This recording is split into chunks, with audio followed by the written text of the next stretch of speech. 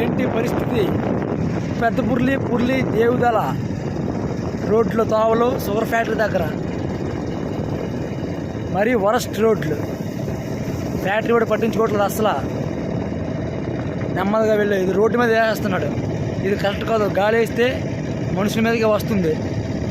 చాలా బీభత్సంగా ఉంది. ఎవడో పట్టించుకోవట్లేదు అసలు. Worst cases in Shankar sugar factory.